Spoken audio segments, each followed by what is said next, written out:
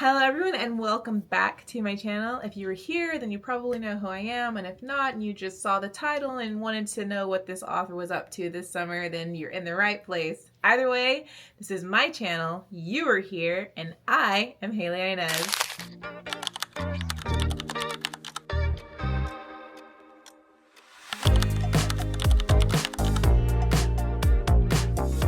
Hello and welcome back. As I said before that lovely intro, my name is Haley Inez and this is my channel. If you've been following me since the beginning of the year, then you'll recognize that I am officially moved into my cozy corner, which I am so excited about. It's been a long time working on this. I started working on this, I guess, around February with painting, moving all of my whiteboards in here, getting my posters on the wall, getting everything that I usually need when I'm writing in here, including my cozy hobbies and all of that. And then recently, finally, I got this beautiful chair, so it's now just officially complete. And if you'll notice right behind me, I have the beautiful, wonderful Iris and Remus poster to watch over me as I do this video because this is going to be really exciting. So what have I been up to since I last spoke to all of you? Well, a lot. Literally, hang on.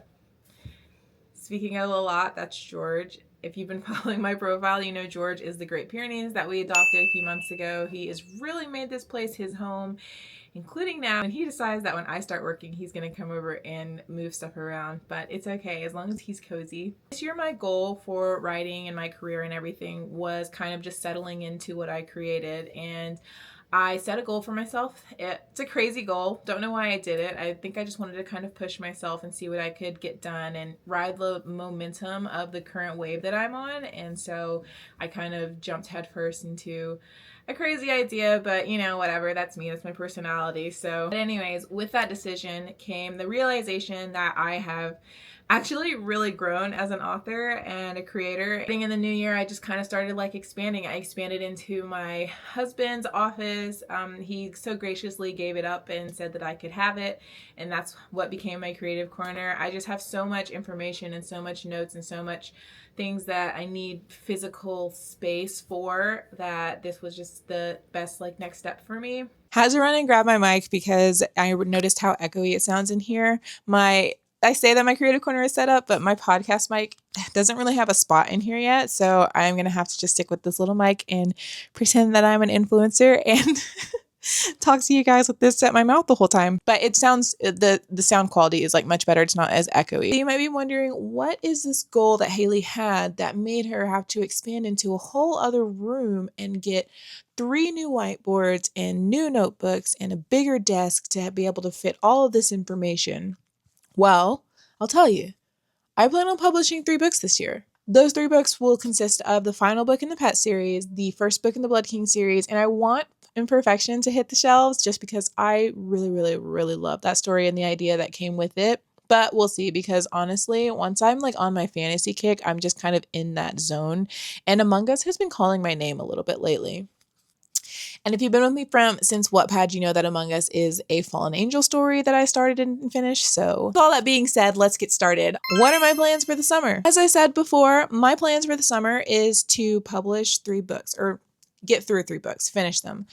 My publishing dates aren't set in stone yet because I did that last year or the year before when I first released Pet, and even when I released Deadly Vows first, and it just really killed me. I was so stressed out trying to hit that date, and I was just like, up until the 11th hour trying to get everything ready and everything done for it, and it just was not the greatest experience, honestly. And I will say that I do have kind of like an idea of where I want to publish these books, and this does not mean that I'm going to hit that idea, but this just means that this is, obviously the idea where I'm wanting to go with it. For Pet, this is the final book in the series.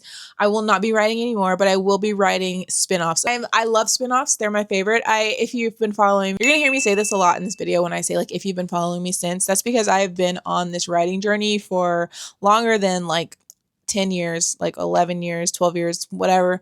It's been a very, very long time since I was like a freshman in college is when I started taking it a little more seriously. And so it's taken me that long to get to this point to where I'm like officially a full-time author. And honestly, I didn't go full-time until 4 years ago, and I didn't publish my first book until 2 years after that. So it's been 2 years since I published and 4 years since I've been full-time, and I've been doing this for longer than 12 years.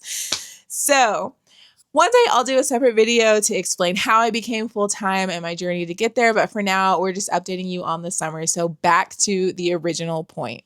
If you've been following me, you know I have Patreon, and you know that on my Patreon, I wrote this little novel called What If Remus Came in Peace? And it was literally like if Remus decided to take over Earth peacefully. And yeah, I just love doing that kind of stuff. It's fun for me. It's like extra. It is a really cool, I love it, honestly. I might publish it one day.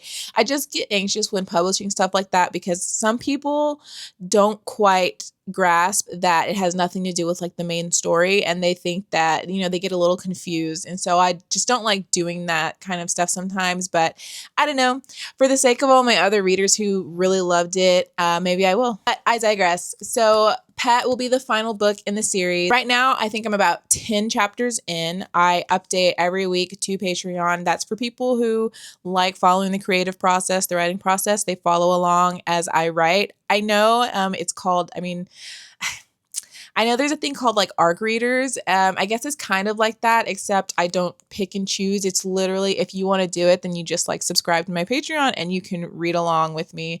Not everything that I write will be in the final draft that ends up being published, but it's like fun for some people to kind of get like a general grasp of the story and honestly like read it the first time through and then see what changes I made in like the final when they can actually get it physically and put it on their shelves. So that's an option, and that's what I'm currently doing with Pet. But anyways, we're about 10 chapters in on Patreon for Pet, and I'm also at the same time working on the Blood King, which I will jump into a little bit later. With Pet, I plan on spending the entire summer working on it. I want it to be a slow, painstaking process. I don't want to rush it. I know I always want my release date to be on Invasion Day, but it doesn't look like that's going to happen this year, clearly. Last year, I didn't release a sequel until like around November, and that was a late release. So I'm planning on spending the summer working on it, and if I can release it around the same time, the final book that I did last year, then yay, that'll like work out. But that's what we're doing for Pet. I know Pet is everyone's favorite story right now. It's really the story that kind of put me on the map when it came to publishing. Deadly Vows is what put me on the map with Wattpad. And if you know Deadly Vows, you know it's like my OG story. But Pet was the first ever fantasy, it was the first ever sci-fi, it was the first ever series that I completed, hence my Pet tattoo. I'm for sure going to add on to it once I get it, the final book out. But for now, it's just got the iris and the little galaxy star in the distance. Yeah, that's the plan with Pet. I know everyone loves Pet. It's a great story. I love it personally. I think it's a really cool story. I think it steps into the bounds of issues and stuff that most authors really don't go into when it comes to these kinds of stories. I mean, you not only have like war and these characters fighting against each other, but you have like characteristics that humanize these characters. And in Remus's case, if you've read books 1 and 2, I won't spoil it, but you know why and what's happening to make him seem more human. You know, you have like this omnipotent being who nothing can destroy him or take him out, and suddenly he's got issues like the rest of us, and he's just going to have to navigate that. So I really love writing this story. I'm loving writing it right now. I mean, there's so much. I mean, if you could see my corner right now, I've got a whiteboard here, I've got a whiteboard there, and then I've got my giant notebook that I keep all of my notes in. And they're just full of everything for Pet and all of the different options and all the reminders and stuff. And so it's a journey. It's been a journey, but I'm not going to sit here and harp on it as if I'm like have finished it and this is my final goodbye. So yeah, that's the plan for Pet. So moving on. Now I briefly want to talk about Imperfection because I'm going to save the best for last. Imperfection is a dystopian story that I started maybe a few years ago. Is when I first went full time, and I was just really excited to kind of like have all the time in the world to write all the stories that I wanted to. You know, I didn't have to put them on the back burner. I didn't have to jump in and out of different stories. I could literally like spend my entire days working on books, and it was just a really good time for me. And I came up with the story and I really, really loved it.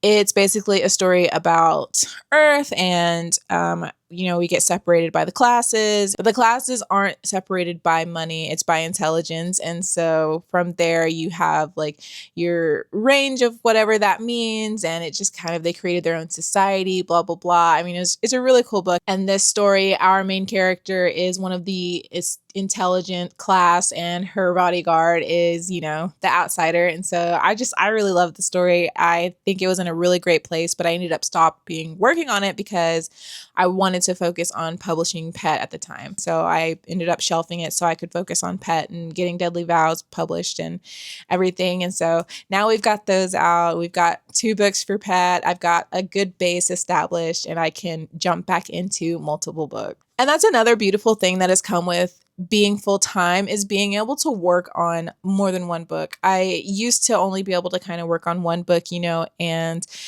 maybe I dabble in the others, but I would never kind of super focus on them. But with being full-time, there's so much time to compartmentalize, and I cannot just work on one book at a time. I'm literally like working on multiple books at a time, and it's super easy for me at this point. And I've been doing this forever, though. I do not recommend it. I don't normally give out advice because I think everyone's journey is different. But if you are wanting to get into writing and you are watching this video, do not try to write more than one book at the same time if you were just starting out. I've been doing this for 10 years. I used to try to write more than one, and it literally just like pulls your attention in different directions, and it's just really not good for your writing as a whole. So do not do that if you are starting out, okay? I learned the hard way, but now that I am an expert at this and I know what I'm doing, I can kind of, step into different stories and plan out my days and stuff and do that correctly. That's basically what Imperfection is. I don't have a release date for it. I want to obviously get it released this year. I think all of my books might just be coming out in the fall of this year. I love the fall time. It's a great time. And that's just kind of like a loose of the plan. Saving the best for last, The Blood King. Okay, this is going to be much more in depth. This is going to take up a huge chunk of this video. So if you need to go get a snack or a drink or whatever and settle in so you can hear about this really exciting story and everything that's going to go behind it, go ahead, because this is my heart right now. When I came back from my break after I published Pet, I immediately went ahead and picked up The Blood King first. The Blood King is my current whip, my current work in progress. I am currently working on it. I am about 20 chapters in that have been updated to Patreon. It's a go. That's like my story. I decided kind of like, I guess halfway through, I was like, oh, I want to work on more than one thing and I need to go ahead and start working on Pet. And so that's why I picked up Pet again. And that's why I'm working on 2 at once. But my current work in progress was originally The Blood King. Now, if you've been with me since the beginning, since Wattpad, then you know what The Blood King is, but you don't know this version of The Blood King, y'all. It is so much better. This is such an improvement. I mean, it's crazy how once you've been doing this for a while, your world, like the possibilities in your brain just opens up, and I can't even I can't describe. See, I've got my notes right here, which is perfect. Everything that is opened up for me when it comes to The Blood King. The Blood King is this high fantasy novel. It has ice wielding warriors. It has dragon people. It has the plant life controlling people. It has vessels that they all use to control their power. It has mermaids who go by a different name in this novel. It has dire wolves. It has, anything else you can think of in the fantasy world, it has it. This is my world building baby, y'all. I love world building. It's my favorite part of writing. The culture and everything that went into Pet, it was complex for me, at least, but I had to only focus on one, extra culture, which was Remus and his culture. And I only had to do Serendis for one book, and now I'm on, a new planet, a new world. So the world building for that in my brain isn't as complex as this. So we've got lots of world building in this, and I am now at an age and a mental space to be able to give you like a really decent and exciting world building. Let's talk about The Blood King. First of all, The Blood King revolves around 4 groups of magic wielding creatures called the Ancients, okay? The ancients consist of the Igniri, the Dragonborn, the Thray, and the Marina. And then you have the Zendrites, who are not ancients, but they are the vessels who can wield the power of each of these ancients. When I wrote this book, I wrote it with humanity not in mind. So humans are in this book, but they're not really an important part of it. They're just kind of background characters doing what we do, right? Fuck up this world. Just kidding. Now, who are the ancients, you might ask? Okay, this is my favorite part because it just gets so detailed, y'all. It gets so detailed. Okay, so let's start with my personal favorite, the Igniri. The Igniri are an ice-wielding warrior group of people. They live in the mountains, they have white hair, they have tan skin, they have crystal clear eyes, and they have my favorite feature on every single ancient has markings all over their bodies. Like this is a sign of their maturity as an ancient, able to like wield their power, which comes into play in the book. I'm not gonna super spoil it, but that's like a part of it. The Igniri are a group of warriors who can wield ice out of thin air. They can make weapons from it. They can, freeze water, anything you can think of with like ice people, they can do it. And that is just my favorite thing. Next, we have the Dragonborn. I think the name kind of gives it away, obviously, but the Dragonborn are a group of people who can shapeshift into dragons. Outside of that, they can also breathe fire, breathe scalding water, breathe high-powered winds or poison, depending on what culture or what tribe they're from. But our main Dragonborn, he breathes fire. The Dragonborn have specific features that I love. So basically the Dragonborn have their eyes where it should be, you have the whites of the eyes is black, and then their irises are gray and then red around the middle, depending on which tribe they're from. Now we move on to the Thray. The Thray are earth-wielding, plant life people. They're a very nomadic culture. They stay out of every conflict. They rumored to cross battlefields and replace all the death with beautiful greenery and trees. And that's the Thray. They're a strong-willed people. They stick to their guns. They stick to what they know. They know not to involve themselves in any conflict. And then we have the Marina. Little is known of the Marina. Just kidding. I'm going to tell you all the secrets about the Marina. The Marina are basically mermaids or sirens, whichever you want to call it. The Marina live in the crushing depths of the ocean. They obviously have like impenetrable skin. They can come on land and shift at will, but if they are touched by seawater only, they will unwillingly shift back. They can obviously control people, but not in the way that you would think. They can put them in trances, and that's about it. They're very, very strong-willed, sharp, kind of an aggressive people. And we don't see much of them in this book, but we will see a lot of them in book 2. And then we have the Zendrites. The Zendrites are a group of people who were basically born with the capabilities of wielding an ancient's power. So they can make a bond or swear fealty to that family, that tribe, whatever, and they will be able to wield ice or fire or poison or whatever. They're a warrior group as well. They're trained from the very beginning to be able to protect their ancients and are very skilled in combat, and that's the Zendrite. I'm not going to super spoil the plot, but let's just say our main characters are an Igniri and a Dragonborn.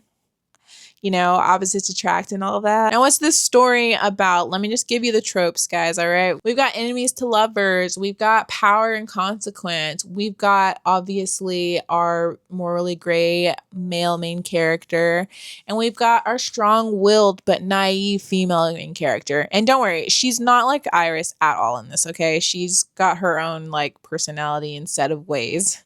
Not that there's anything wrong with Iris. She was just a little too eager to make her claim in a little sometimes. For this book, I do have a release date. I want to release it in December just because it's going to be winter, it's going to be snow, it's going to be cold. It's one of my favorite times of the year, and I would just love to be able to release it around that time. So I think I'm on a great track for it right now. I'm not saying that I'm almost finished, but I am on a good pace for it to be done pretty early to where I can get everything like the cover art and editing and all of that done for it and put it on pre-order for December. So I'm really excited about that. But yeah, that's what we're doing this summer, y'all. Those are the stories. That's what I'm working on. That's what I'm doing. I haven't spoken to y'all in a while. It's been a while. I've had a birthday since, and I finally turned 30. Yay! I love 30. Okay. I personally think that 30 is, ever since I saw 13 going on 30, I was like 30, flirty, and thriving is where it's at. I think that your 30s are wonderful. I'm not someone who is scared or shies away from aging. I love aging. I think it's a beautiful thing.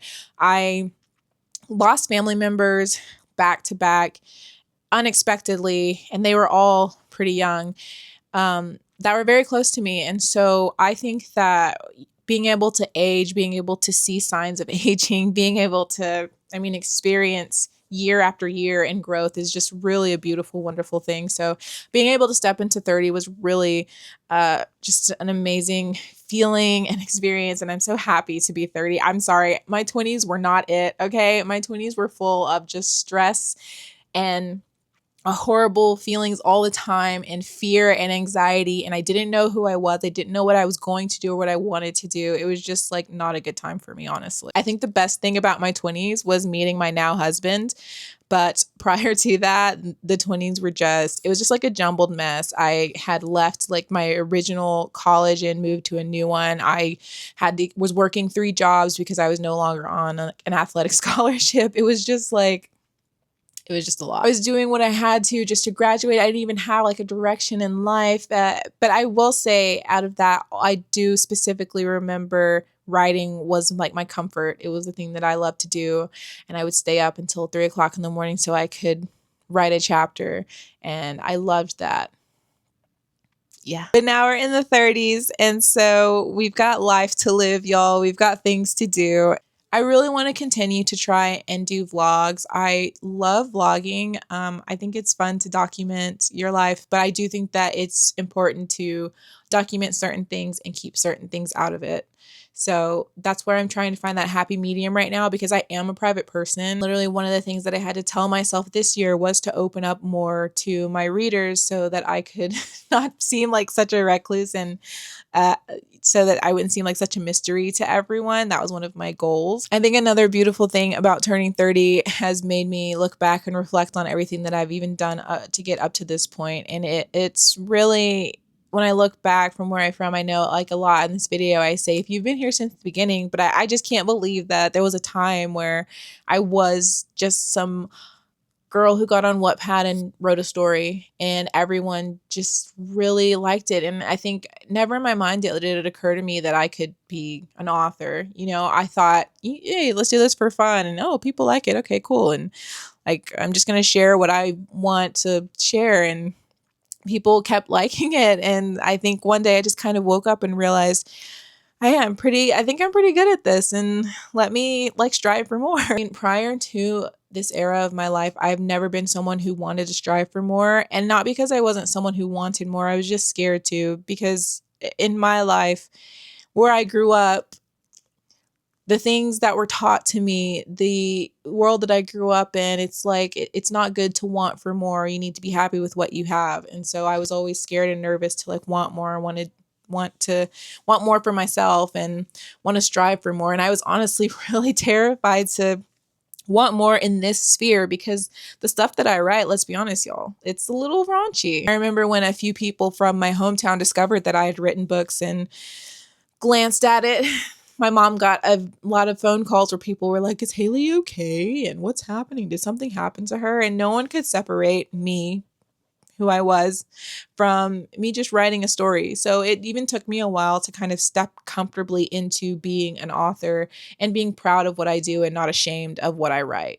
And it took me a while to just acknowledge that I write good stories and I'm not ashamed of what I write. I'm not ashamed of what I put out there. It really boggles my mind to look back and be like, oh my gosh, I cannot believe I was like so scared to write a sex scene. You know, I used to write fade to black scenes, and then from there I would write, you know, not very detailed scenes, and it was just like, it was awkward and I was scared. But now I'm really proud of what I do. And I think it takes like a lot of focus to be able to put that kind of detail out into the world. So I am not going to be ashamed. I'm 30. I'm a woman now, Dina. But I think that's all I have for you guys today. Thanks for tuning in. I hope to see you on the next video. Let me know what you want me to talk about in the comments below. Let me know what you think. Let me know, I don't know, just say hi. This is something that I really want to start getting into. I want to start doing a lot more of, and I want this to be a regular part of my schedule also. So yeah, don't be shy, guys. Hope to see you guys next time. Bye.